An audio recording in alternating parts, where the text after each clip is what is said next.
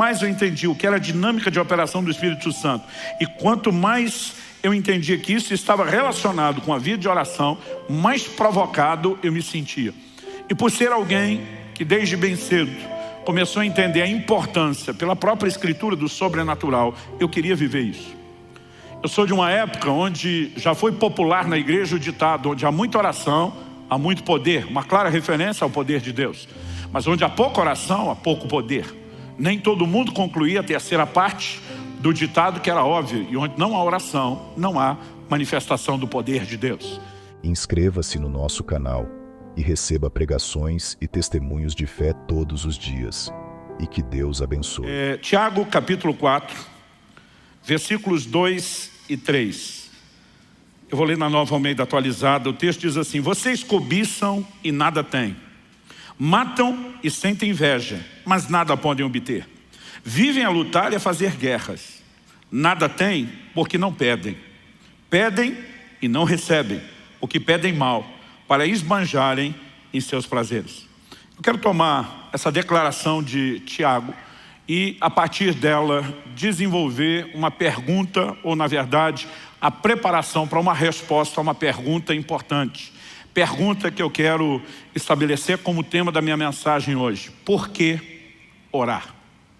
Falando em por que orar, vamos primeiro orar. Pai, muito obrigado por esse tempo de podermos ser expostos ao ensino da Tua Palavra. E nós te pedimos mais do que informação, mais do que orientação. Nós clamamos por luz, por revelação, por entendimento espiritual. Nós oramos por estímulo, nós oramos por despertamento. Nós oramos por aquele toque que acompanha a Tua Palavra, assim como aquela aplicação personalizada que só o Senhor pode produzir. E te damos glória e louvor, não só pela oportunidade de receber, mas também de corresponder com a Tua Palavra. Oramos em nome de Jesus, contando com a Tua graça e o agir do Teu Espírito Santo. Amém. Bom, esse texto que nós vamos tomar como ponto de partida, uma declaração que Tiago, inspirado pelo Espírito Santo, faz, destaca pessoas que almejam coisas que não alcançam. Então, ele começa no início do verso 2 dizendo: vocês cobiçam e nada têm. A ideia da cobiça, não fala apenas de um desejo errado, mas de um anseio que não é suprido, que não é alcançado. Na sequência, ele diz: matam e sentem inveja, mas nada podem obter. De novo, a ideia é não alcançar aquilo que se deseja. Depois ele volta a enfatizar: vivem a lutar e a fazer guerra. Mas dessa vez ele conclui: nada tem porque não pedem. Ou como dizem as traduções mais antigas: nada tendes porque não pedis. Basicamente ele está dizendo que a razão de não alcançarem aquilo que querem é porque tentaram isso apenas pelas formas, eu diria, não só naturais, mas carnais, e excluíram aquilo que eu chamaria de uma grande chave de acesso à manifestação de Deus e ao sobrenatural, que é a oração. Em primeiro lugar, ele fala de pessoas que não experimentam a intervenção divina porque não oram. Mas depois ele fala de um grupo que até ora, mas não recebe de Deus, porque apesar de pedir, que é a coisa certa para se receber de Deus, orar, eles fazem a coisa certa do jeito errado e não conseguem resultados. Ou seja, tanto por um motivo não orar, como por outro orar de forma errada, eles acabam não acessando a intervenção divina. Eu tive o privilégio de nascer e crescer no lar cristão, então desde que eu me entendo por gente, eu ouço sobre oração. Mas eu tive o privilégio de ouvir não apenas o aspecto teórico da oração, gente falando a respeito do que a Bíblia diz ou da experiência de outros. Eu tive o privilégio de ver a oração funcionando dentro de casa enquanto eu era criado. E nesse ambiente de oração, nós vimos manifestações do poder de Deus e do sobrenatural na nossa família, que sempre tiveram um impacto positivo na minha vida. Mas foi depois dos 15 anos, com a experiência do batismo no Espírito Santo, que eu comecei a me sentir irresistivelmente, provocado, atraído para um lugar de oração. E digo irresistivelmente porque quanto mais eu entendi o que era a dinâmica de operação do Espírito Santo, e quanto mais eu entendi que isso estava relacionado com a vida de oração, mais provocado eu me sentia. E por ser alguém que desde bem cedo começou a entender a importância pela própria escritura do sobrenatural, eu queria viver isso. Eu sou de uma época onde já foi popular na igreja o ditado: onde há muita oração, há muito poder. Uma clara referência ao poder de Deus. Mas onde há pouca oração, há pouco poder. Nem todo mundo concluía a terceira parte do ditado que era óbvio. E onde não há oração, não há manifestação do poder de Deus. Então, eu sempre soube que a oração é uma chave de acesso para o sobrenatural. E se eu e você queremos viver as intervenções de Deus, nós precisamos entender a importância de uma vida de oração. Me lembro que ainda garoto, procurei uma vez um homem de Deus, falei, ora comigo. Ele falou, oro. Mas pelo que você quer que eu ore? Falei para ele, eu gostaria de ter mais experiências com Deus. Ele falou, se você quer ter mais experiências com Deus, em vez de estar me pedindo para orar por você, você que deveria estar desenvolvendo uma vida de oração. Porque diz, é lá na sua vida de oração que você vai ter as experiências que você está querendo alcançar comigo orando por você. Eu fiquei um pouco ofendido, achei ele rude e mal disposto, né? Sem vontade de abençoar os outros, mas de alguma forma eu percebi, não completamente naquele momento, que aquele conselho estava carregado de toda a verdade que eu precisava. Se havia um lugar onde o sobrenatural seria acessado, era na minha vida de oração, e não apenas pedindo oração para os outros. Quando você lê o livro de Atos, a maior parte das experiências extraordinárias narradas tem um pano de fundo em comum, que é a vida de oração. No dia de Pentecostes, o que é que aquele povo estava fazendo no cenáculo? Atos 1,14 diz que eles perseveravam unânimes em oração. Então a experiência da visitação do Espírito Santo em Atos 2 foi gerada naquele ambiente de oração. Em Atos capítulo 3 nós temos um milagre de um paralítico sendo levantado na porta formosa do templo. A Bíblia diz que Pedro e João iam como de costume à hora da oração. Naquele desenvolvimento de uma vida de oração, eles começam a ver sinais e prodígios. Em Atos, no capítulo 4, a Bíblia fala dos discípulos novamente sendo cheios do Espírito Santo. Mas não só eles, a Bíblia diz o lugar onde estavam reunidos tremeu. Você consegue imaginar uma reunião dessa? Onde o prédio, o ambiente que nós estamos, todo é chacoalhado com o poder de Deus. E a Bíblia diz, e todos foram cheios do Espírito Santo. E você vai seguindo a narrativa bíblica. Um anjo de Deus aparece para Cornélio, Atos 10. O que Cornélio estava fazendo? Orando. O apóstolo Pedro tem uma visão no telhado, em paralelo ao que está acontecendo com Cornélio. O que é que Pedro estava fazendo em cima do telhado, enquanto preparava a comida? A Bíblia diz que Pedro subiu, né, ao eirado para orar. Quando você olha a visão que Ananias tem, e o Senhor aparece a ele, tem um contexto, não só Ananias, mas Paulo especificamente, está 3 dias trancado, sem comer nem beber, orando, né? E o Senhor se manifesta a Ananias dizendo, vai lá, impõe suas mãos sobre Paulo, e nós vemos a experiência sendo provocada. O Senhor Jesus aparece para Paulo no templo. O que é que Paulo estava fazendo lá no templo? Piquenique? Não, estava orando. E você percebe que a oração é de fato uma porta para o sobrenatural, não apenas para experiências, mas também para vivermos, além das respostas às orações, um nível maior da manifestação do reino de Deus nessa terra. Mas a pergunta em cima da qual nós queremos trabalhar é por que orar? Por que a oração acaba se tornando essa porta de entrada para a manifestação do sobrenatural? E eu quero, antes de tentar trabalhar o conceito correto, eu quero trabalhar 2 questionamentos que eu particularmente me fiz muitas vezes e já vi muita gente, né, fazer o mesmo tipo de indagação e pergunta. Em primeiro lugar, eu quero trabalhar a ideia de que a oração não é meramente informativa. Ela não tem o propósito de comunicar a Deus uma necessidade. O Deus onisciente, que conhece tudo, o Deus presciente, que conhece as coisas antes de acontecerem, não precisa ser informado sobre um problema. Então, a oração não cumpre um papel de informar Deus sobre uma necessidade, uma vez que Ele já sabe de tudo. O segundo questionamento diz respeito à vontade de Deus. Muita gente me pergunta, mas Deus não faz o que quer, quando quer, como quer, do jeito que quer, uma vez que Ele é soberano? Eu digo para as pessoas, não confunda soberania com unilateralidade. Deus não age sozinho.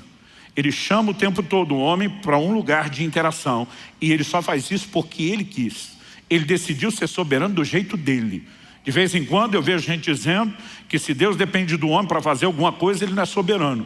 Eu digo, se Ele precisar estar reduzido ao seu conceito de soberania, é que Ele não é soberano. Ele é soberano do jeito que Ele quer. Se Ele decidiu agir assim, se Ele decidiu revelar na sua palavra que as coisas funcionam assim, elas são assim, ponto final. Mas, estritamente, quando você pensa, se Deus faz o que quer, como quer, do jeito que quer, então por que nós vamos orar? Ele já vai fazer o que faria, independente de eu orar. Ele não vai fazer nada porque eu orei. Então por que Ele me mandaria Não apenas deixaria a porta aberta, mas me mandaria orar para que Ele faça o que Ele já ia fazer, independente da minha oração. Se nós não entendemos essas questões, provavelmente a nossa vida de oração não vai ser provocada ao nível de resposta que eu e você precisamos que ela seja. Então, há algumas verdades nas quais eu quero trabalhar, e eu vou mexer primeiro nesses dois conceitos, para só depois responder por que orar. Então, uma das coisas que eu e você precisamos levar em consideração é que o reino de Deus, como um todo, suas verdades, seus princípios, não deveriam sofrer o que muitas vezes nós fazemos, que é uma leitura emocional. Um dia eu perguntei para alguém, por que é que você ora a Deus? Ela falou, eu oro a Deus porque Deus pode fazer qualquer coisa. Eu falei, mas o fato dele poder não significa que ele vai fazer. Uma pessoa rica pode dar muito dinheiro para uma pessoa pobre, em necessidade. Mas o fato de que ele pode não significa que ele vá fazer, a menos que ele queira. Eu falei, então apenas acreditar que Deus pode não leva a mim e a você, provavelmente, a nenhum lugar prático, a menos que a gente entenda que Ele queira. Então a oração, ela precisa nos levar além do entendimento de que Deus pode agir. Nós precisamos compreender que o Deus que nos mandou orar tem prazer em responder orações e decidiu usar essa forma para que Ele pudesse se mover e realizar coisas extraordinárias na terra.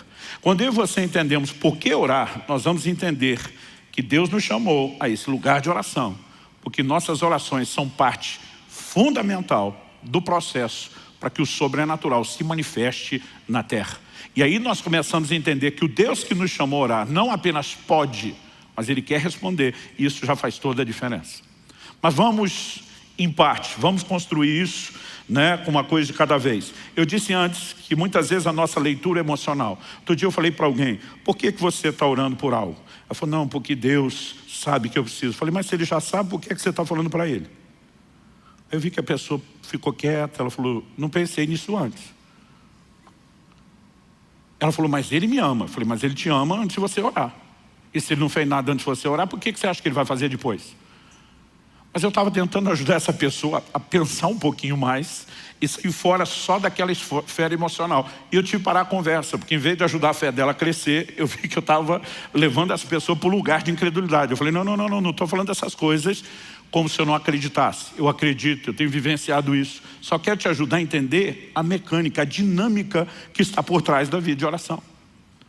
Então, algumas coisas que eu e você precisamos entender é que o reino de Deus, em tudo, na sua expressão, é baseado, é constituído de leis que o próprio Deus estabeleceu.